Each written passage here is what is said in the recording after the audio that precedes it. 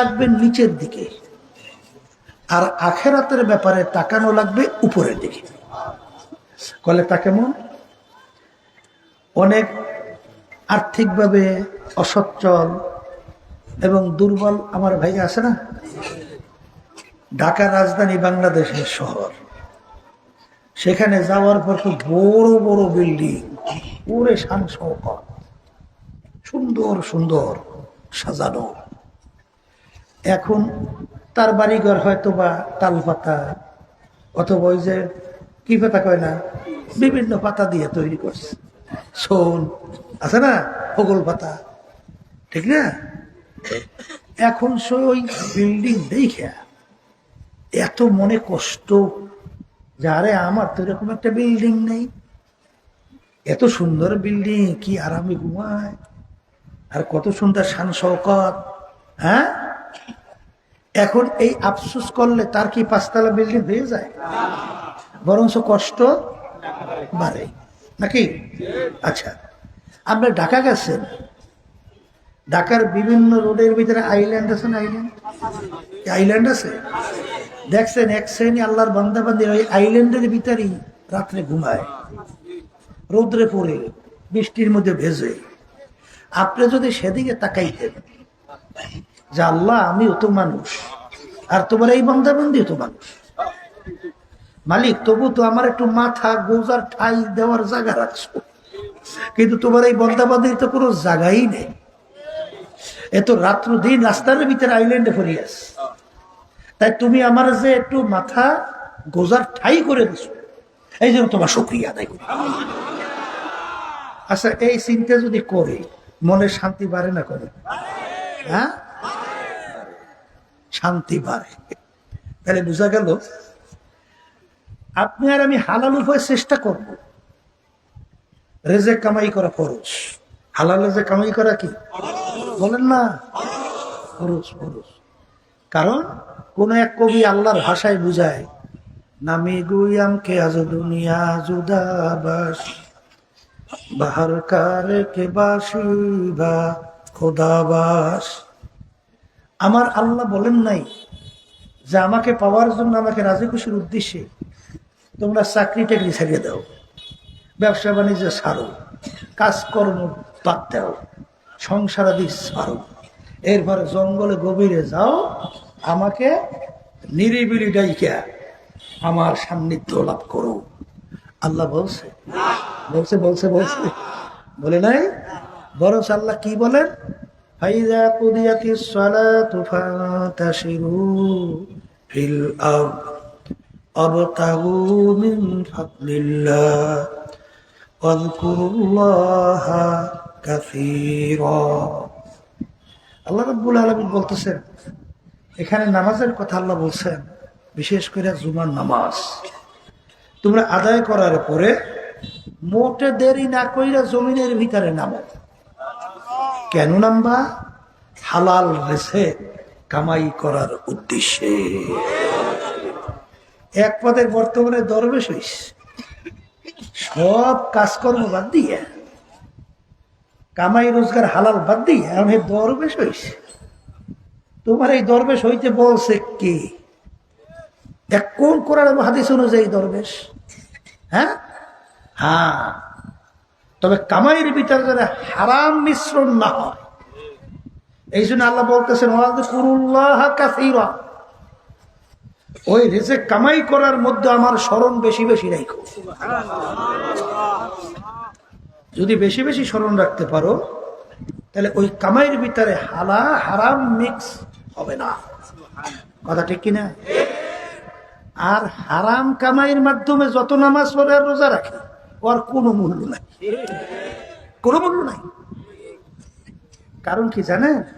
হাদিসের মধ্যে আসছে, আল্লাহ রাসূল সাল্লাল্লাহু আলাইহি ওয়াসাল্লাম বলেন, যেই হারাম মালের দ্বারা রক্ত এবং গোশত তৈরি হবে, তার জায়গা জাহান্নাম ছাড়া হবে না। আমার কথা না, আল্লাহ রাসূল সাল্লাল্লাহু আলাইহি ওয়াসাল্লাম বলছেন।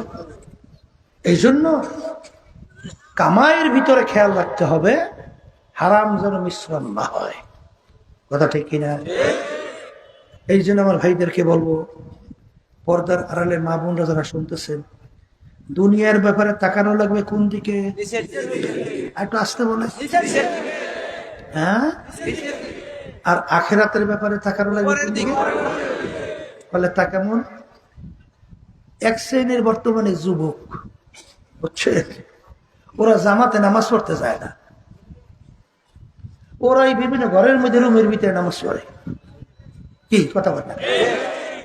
আচ্ছা, এ যুবক, অনেক মুরব্বী, হাঁটতে কষ্ট, তারাও কিন্তু 5 ওয়াক্ত নামাজ ছাড়ে না, আছে না নাই? তখন তুমি খেয়াল করো যে আমার সেই আল্লাহর বান্দা কত দুর্বল, কিন্তু তারপরেও সে 5 ওয়াক্ত নামাজ ছাড়ে না। তাইলে আমি কেন পারবো না? আমি কেন পারবো না? এরকম ভাবে আখেরাতের ব্যাপারে তাকানো হবে কোন দিকে? উপরের দিকে। আর শোনেন, বিশেষ করে পুরুষ বাজানরা যারা আছেন, কিয়ামতের ময়দান যেদিন অন্য কোনো ছায়া থাকবে না, একমাত্র আল্লাহ রাব্বুল আলামিনের স্পেশাল আরশের ছায়া ছাড়া অন্য কোনো ছায়া থাকবে না। সেদিন 7 প্রকার লোককে আল্লাহ ডাইকে ডাইকে তার স্পেশাল আরশে ছায়া দান করবে। কয় প্রকার? কয় প্রকার? যেদিন কোনো ছায়া থাকবে না, 7 প্রকার লোককে মালিক ডাইকে তার স্পেশাল আরশে ছায়া দান করবে। এর ভিতরে এক প্রকার, ওই পাশে কি মাইক নাই? সাউন্ড দিলে ওই পাশে হরেনি তো নাই। এখান যদি শব্দ পাইতে কোন মাইকের সাউন্ড নাই? কি মাইক চালাও বেড়া? মাইক কই চালায় কেনা? শোনো, এই মাঠের ভিতরে সব ধরনের সাউন্ড গুলো একরকমের রাখো, বাইরের সিনটা কম করো, আর ওই বাইরে এবং ভিতরের সাউন্ড এক রাখো। এদিকে এক বেশি দিলে এই পিছনে হরেনের শব্দ কম হয় কা, আর বাইরের শব্দ তো বাড়ে কা? বাইরের শব্দ বাড়াইও না, এক রকমের রাখো। ভিতরের সাউন্ড ওদিকে কি হরেন দাও না একটাও? তাহলে আপনারা একটু এই পাশে যেখানে বাইক আছে একটু ঘুরিয়ে কষ্ট করে আসা লাগবে। ওদিকে মানে হরেন নাই, হ্যাঁ? তাও থাকলে সাউন্ড দেয় না কা? আরে একটু দেবে কি ওই সাউন্ড কই? ওই পাশে হরেন সাউন্ড কই? তাহলে কয় তো শোনে না, যাইয়ে দেখ কে মাইকি চালাইতে জানে না। বাইরে বই এখানে শব্দ পাই, একটা প্যাসেঞ্জার ঘুম ঘুম শব্দ হয়, অসুন্দর শব্দ। শব্দ হবে মাইকের কাটা কাটা, আর শব্দ এরকম গোড়াইয়া গলাইয়া একটা কাটা কাটা শব্দ হয়, মানে পেশাইয়া কেমন জানি একটা অসুন্দর শব্দ। শব্দ হয় ঠিক, বোঝে না, কথা বোঝে না। কথা না বুঝলে এত কষ্ট করে মানুষগুলা আসছে কেন?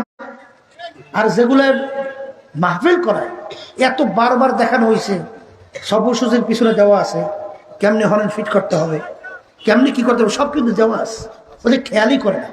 আর এক শ্রেণী মাহফিল করায় ওকে ঠাডা ভরা কানের ভিতরে শব্দ না হইলে ওকে ভালো লাগে না। এই জন্য বাইরে বইয়া সব থাকিয়ে যাইবে, মানুষজন ঘরে না থাকতে পারে। এই আছে এক পথ, এই সব মিললে মাহফিলটা শেষ করে। তাই যেই কথা বলতে চাইছিলাম, আখিরাতের ব্যাপারে তাকানো লাগবে কোন দিকে? উপরের দিকে। কথা ঠিক না? তাই 7 প্রকার লোককে আল্লাহ ডাইকে আরশে ছায়া দেবে। এর ভিতরে এক প্রকার কলবুহু মুআল্লাকুন ফিল মাসাজিদ, ওই সমস্ত অন্তরওয়ালা পুরুষগুলো যাদের কলবটা মসজিদের সাথে লাগানো থাকবে। কখন মসজিদে মুয়াজ্জিন আজান দিবে আর আমি ওযু কইরা পাকসাব হইয়া মসজিদে দিয়ে আল্লাহর সামনে দাঁড়াবো, এই যে একটা অন্তরের টান, এই কিসমের লোকদেরকে আল্লাহ ডাইকে কোথায় ছায়া দেয়? আরশের নিচে। আলহামদুলিল্লাহ, ছায়া পাইতে আমরা রাজি আছি না? আলহামদুলিল্লাহ। যুবক, 7 প্রকার লোকের ভিতরে ওই এক শ্রেণীর যুবক, ওয়াশাবুন নাশা ফি ইবাদাতিল্লাহি তাআলা, ওই যুবক যেই যুবক তার জওয়ানিটা আল্লাহর হুকুম নবীর তরিকা অনুযায়ী চালাবে, ওই শ্রেণীর যুবকদেরকে আল্লাহ ডাইকে তার আরশে ছায়া দান করবে। আর এক শ্রেণী ওই জাকিরিন, আর এক শ্রেণীর ওই জাকিরিন যারা নির্জনে গোপনে আল্লাহর জিকির করতে করতে ফাফাজাত আইনাহু, তাদের দুই চোখের থেকে পানি ছাইরা গুনার কথা মনে কইরা আল্লাহর কাছে মাপ চাবে, ওই জাকিরিনকে আল্লাহ ডাইকে তার স্পেশাল আরশে ছায়া দান করবে। ওই শ্রেণীর মানুষকে আল্লাহ আরশে ছায়া দান করবে যে ডান হাতে দান করছে, বাম হাত তা জানে না। এর অর্থ কি? গোপনে না, দানটা করবে আল্লাহকে রাজি খুশির উদ্দেশ্যে। দানটা করবে কার জন্য? প্রকাশ্যেও দান করলে আল্লাহ রাজি খুশির উদ্দেশ্যে হইলে এই দানশীলকে আল্লাহ আরশে ছায়া দান করবে। আবার গোপনে দান করিয়া মনে মনে রিয়ায় খুশি, আমি খুব বুজুর্গ হয়েছি, আমি দানটা খুব গোপনে করছি, আমি খুব দরবেশ হয়েছি। করছে গোপনে ঠিক, কিন্তু সালার সর গাই দিয়েও কিন্তু সে রিয়াকার হইতে পারে, মোতাকাব্বির হইতে পারে। আবার বাদশাহী চেয়ারে বৈশাও সে আল্লাহওয়ালা হইতে পারে। এই সম্পর্কটা কিন্তু কলবের সাথে, অন্তরের সাথে। কথা ঠিক কিনা? তাহলে যেই কথা বলতে চাইছিলাম যে ওই শ্রেণীর দানশী যারা দান করবে একমাত্র আল্লাহকে রাজি খুশির উদ্দেশ্যে। এখন গোপনে দান করবে, প্রকাশ্যে না। আবু বকর সিদ্দিক রাদিয়াল্লাহু তাআলা আনহু তিনি প্রকাশ্যে দান করে না, আসতে কয়। তাহলে প্রকাশ্যে দান করিয়ে তো সব পাই নেই। 40,000 মতো স্বর্ণ মুদ্রা প্রায় প্রকাশ্যে আল্লাহ রাস্তা দান করছে, আবার 40,000 স্বর্ণ মুদ্রা গোপনে আল্লাহ রাস্তা দান করছে। এইটা সম্পর্ক হইল কলবের সাথে, অন্তরের সাথে। কথা ঠিক কিনা? হাদিসের মধ্যে আছে জফরুল কালাম, এটা আল্লাহর হাতে। ইন্নাল্লাহা লা ইয়ানজুরু ইলা সুওয়ারিকুম ওয়া আ'মালিকুম ওয়ালাকিন ইয়ানজুরু ইলা নিয়াতিকুম ওয়া কুলুবিকুম আও কামা ক্বালা আলাইহিস সালাতু ওয়াস সালাম। আল্লাহ রাসূল সাল্লাল্লাহু আলাইহি ওয়াসাল্লাম বলেন যে আল্লাহ বান্দাবান্দি শুধু বাহ্যিক আমলের দিকেই তাকাইয়া থাকে না, আল্লাহ রাব্বুল আলামিন বান্দাবান্দির দিলের দিকে তাকাইয়া থাকে। তোমার অন্তরের কলবের অবস্থানটা কি? তাইলে ওই দানশীল যারা দান করবে আল্লাহকে রাজি খুশির উদ্দেশ্যে, এই দানশীলকে আল্লাহ ডাইকে তার স্পেশাল আরশে ছায়া দান করবে। কথা ঠিক কিনা? এই এক শ্রেণী কিন্তু বর্তমানে, আগে এটা খুব প্রচলন বেশি ছিল, হজ করে এলে হাজি যদি তার লকব না লাগাইতো ওরে রাগ করতো। এই আমি হাজি আসি, হাজি লাগাও না কা, ওর হাজিগিরি শেষ। ও হাজিগিরি নাম কামাই করার জন্য হজ করছে, ও আল্লাহকে রাজি খুশির জন্য হজ করে। কথা ঠিক কিনা? এই সম্পর্কটা কির সঙ্গে? কলবের সঙ্গে, অন্তরের সাথে সম্পর্ক। ওই শ্রেণীর আল্লাহর বান্দা বান্দিকে আল্লাহ কিয়ামতের ময়দানে আরশে ছায়া দান করবে। হুব্বু ফিল্লাহ বুগযু ফিল্লাহ, যারা দুনিয়ায় থাকা অবস্থায় সম্পর্ক রাখবে, মোহাব্বত রাখবে আল্লাহকে রাজি খুশির জন্যে, আর সম্পর্ক ছাড়বেও আল্লাহকে রাজি খুশির জন্যে, এই শ্রেণীর লোকদেরকে আল্লাহ ডেকে তার আরশে ছায়া দান করবে। কথা ঠিক কিনা? অনেকে কিন্তু সম্পর্ক রাখেন দুনিয়ায়, বিশেষ করে রাজনীতি দলের নেতারা আছে এবং যারা বিভিন্ন রাজনীতি করেন। এই এক শ্রেণীর রাজনীতি দলের নেতারা আদর্শ নিয়ে আসছে প্রচলিত গণতন্ত্র, আর এক শ্রেণী নিয়ে আসছে ধর্মনিরপেক্ষতাবাদ, আর এক শ্রেণী নিয়ে আসছে কেউ খাবে তো কেউ খাবে না, তা হবে না, তা হবে না, কমিউনিজম, কমিউনিস্ট। কথা বুঝছে? এইরকম আর এক শ্রেণী নিয়ে আসছে আল্লাহ এবং আল্লাহর রাসূল নীতি আদর্শ বাস্তবায়ন করবে, এই রাজনীতি নিয়ে দাওয়াত নিয়ে। এখন কিন্তু পরীক্ষা শুরু হয়েছে।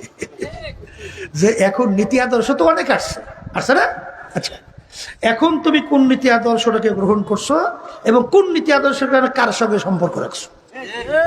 যারা মানব রচিত কুফুরি তন্ত্রমন্ত্র, government of the people, by the people, for the people, আমেরিকার আব্রাহাম লিঙ্কন প্রাক্তন প্রেসিডেন্ট, তিনি এই প্রচলিত গণতন্ত্রের প্রবক্তা। তিনি বলছিলেন সমস্ত ক্ষমতার মালিক জনগণ। হ্যাঁ, হুজুর তো বলছেন, নামাজ তো পড়ছেন ঠিকই, ক্ষমতার উৎস, সমস্ত ক্ষমতার মালিক যদি জনগণকে আপনি স্বীকার করেন, তোমার নামাজের মূল্য কি? তোমার রোজার মূল্য কি? তোমার হজের মূল্য কি? কি তুমি জোর করে বেহেশতে যাবা? তাহলে কোরআন হাদিস উল্টাই রেখে তোমার নিজের বানানো এ পাইছো কোথায়? কোথায় শিখছো? কোথার থেকে পাইছো? এই জন্য বলতেছিলাম, যারা নাকি দুনিয়ায় থাকা অবস্থায় সম্পর্ক রাখবে কাকে রাজি খুশির জন্য, কথা বলেন, সম্পর্ক ছাড়বেও আল্লাহকে রাজি খুশির জন্যে, এই শ্রেণীর লোকদেরকে রব্বুল আলামিন ডাইকা তারা আরশে ছায়া দান করবে। অনেকে কিন্তু আমার ভাই, আমার বাপ, আমার ফুলা, আমার এলাকা, আমার অমুক কি, এর জন্য অনেকাংশে দেখা যায় তাদের সাথে সম্পর্ক রাখে, সহযোগিতায় থাকে। নূহ আলাইহিস সালামের ফুলা আছে লোকেরা, কেনান না কি নবীর ফুলা হইয়া যখন নূহ আলাইহিস সালাম দলবল নিয়ে নৌকায় উঠছে, নৌকা উঠছে না, কেনান উঠছিল, যখন পানির বললে ফেলাই দিতেছে, তখন নূহ আলাইহিস সালাম বলে, মালিক আপনি তো এই বলছেন আমার আহালকে আপনি ধ্বংস করবেন না, তাই কেনান তো আমার ছেলে আহাল, তা আপনি তাকে ধ্বংস করতেছেন কেন? তখন আল্লাহ বলে, নূহু লাইসা মিন আহলি, কেনান তোমার সন্তান হতে পারে, কেনান তোমার আহাল না, কেনান তোমার আহাল না। কবরে যাই কোন আত্মীয় স্বজনের পরিচয় চলে? আমি অমুক বেডার ফুলা, এই পরিচয় কবরে একেবারে টাস টাস, একেবারে মা। আমি প্রেসিডেন্টের ফুলা, আমি প্রধানমন্ত্রীর ফুলা, আমি অমুক অমুক বংশের বড় মেয়ার, চিনেন আমি কেডা? আল্লাহ রাব্বুল আলামিন বলে, শুনে কুরআন কারীমের আয়াত, হ্যাঁ, উযকুরুল্লাহ কাযিকরিকুম আবাআকুম আও আশাদ্দা যিকরা।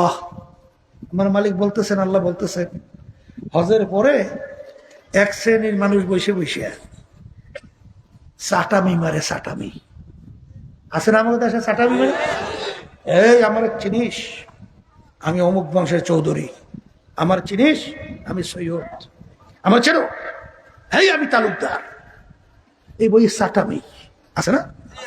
আল্লাহ বলতেছে, তোমার বাপ দাদা 14 গোষ্ঠী এবং বংশের যত আলোচনা বেশি করো, এর চেয়ে বেশি আমার জিকির করো।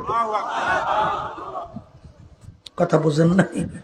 তাই যেই কথা বলতেছিলাম, শোনেন বাজান, কবরে কোনো দলের পরিচয় চলে? বংশের পরিচয় চলে? কার ছেলে কার মেয়ে চলে? কবরের যাত্রীরা, কবরে যদি কোনো দলের পরিচয়, ব্যক্তির পরিচয়, কোনো পীরের পরিচয়, কার বাপ কার ছেলে কার কি অমুক পরিচয় যদি চলতো, আল্লাহ রাসূল সাল্লাল্লাহু আলাইহি ওয়াসাল্লামের চেয়ে বড় পীর, বড় অলি, বড় গাউস, বড় কুতুব দুনিয়া থেকে আসেও নাই, আসবেও না। আসছে আসছে আসছে আসছে, আসবে আসবে, আসে নাই? আল্লাহর হাবিব সাল্লাল্লাহু আলাইহি ওয়াসাল্লাম দুনিয়ায় থাকা অবস্থায় তার কলিজার টুকরা সন্তান ফাতেমা রাদিয়াল্লাহু তাআলা আনহা, নাম শুনছিলেন? শুনছেন না? আল্লাহর হাবিব এরকম আঙ্গুল দিয়ে সে ইশারা করে বলতেছেন, ইয়া ফাতেমাতু আনকিজি নাফসাক মিনান নার, এ ফাতেমা রে, দুনিয়ায় থাকা অবস্থায় নিজের এক আমল করো, জাহান্নামের আগুন থেকে বাঁচো, এরপরে অন্ধকার কবরে যাইয়া শো। ফাতেমা যদি কবরে এই পরিচয় দাও, আমি আখিরি জামানার নবীর মেয়ে,